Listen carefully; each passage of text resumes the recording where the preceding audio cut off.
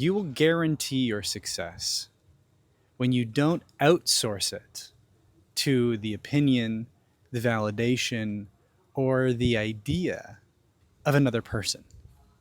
And this is the most common mistake that I see and that I've experienced in my own life, is that moment where you get inspired, or that plan that you have that you spent hours or days or weeks or even longer perhaps perfecting, putting together, mapping out. And all the while you're telling your friends, you're telling your family, you're building yourself up and hyping it up.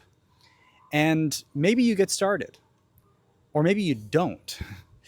And there's a big flaw in this approach because there's so much dopamine and sort of artificial energy that's created in this. And it's sort of like a hit that we get that in the moment is better feeling than the actual sustainable devotion of practicing what we preach. And I'm sure you know what I'm talking about. How often have you told someone what you're going to do rather than actually doing what you've been thinking about or saying that you're going to do?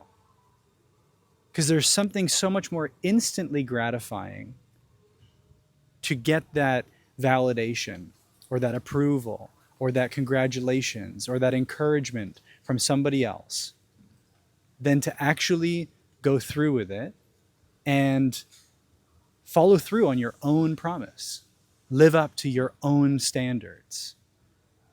Build your own credibility.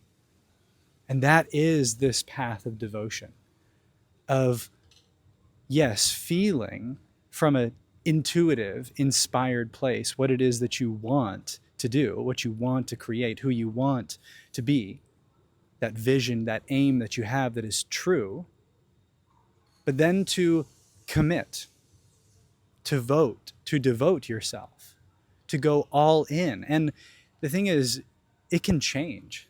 It can evolve. You may have to experiment. You may have to fuck around and find out. That's the whole point.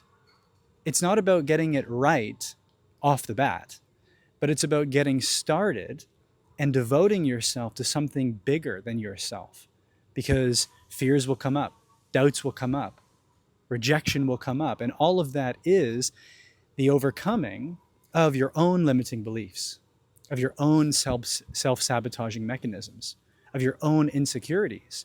And that's actually the entire transformational process. It is the overcoming of that part of you that feels unworthy. And that's what that creative process is, that transformational process really is. It's just overcoming yourself. It's just getting out over your own sense of lack. And that's why we love to go to other people, to share things before we get started, to do this whole big launch for whatever it is that you're about to do, that you've just done. But what if you just did it and didn't tell anyone? What if you just got started and didn't share it with your friends or family? What if you started making videos or made a podcast or created art or whatever it is, made music, and you just shared, posted in the silence, in the quietude of your own creative space, and you just felt into that fulfillment of your own creative expression, that true expression of who you really are, and knowing that at some point, maybe right away, maybe weeks down the way, maybe months down the line, someone will find it and it'll light up their heart. It'll awaken the creative spirit in someone else. It'll be a healing moment for them. And that will be fulfilling as a service to humanity. But what if that only truly came when you moved in silence, when you were your own source of belonging and gratification and validation? What if your own practice was your purpose? Not for getting there, not for getting this, not for proving that, not for pleasing this person, but just for the very fact that you were committed to yourself, committed to your truth, and committed to your service. And the thing is, you can't even know what the highest outcome would be, whether it's the success of whatever it is that you're doing, or the impact that it's going to make, or the people that it's going to reach. You don't actually know. Really, the times when I thought I knew what the best outcome would be turned out to be absolutely not the case. And the times that I had no expectations, no insistence, but I just followed that passion and I just did it. I just started for the sake of my own transformation and for the sake of the passion that it was born out of. That's when it went farther than I could have ever imagined. So I would invite you to check yourself next time you are sharing to the world what you're going to do, what you're excited to do, and to just get going. Because actually getting started is the hardest part.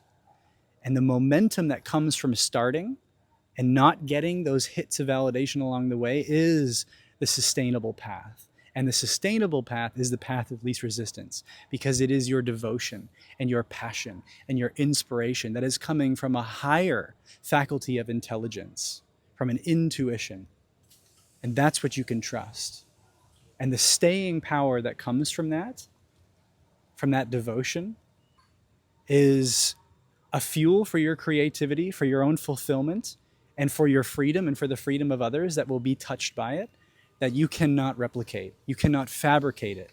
You cannot mimic it through the hype or the energy that you can get from feeding off of others. So get started, be quiet, and love the process.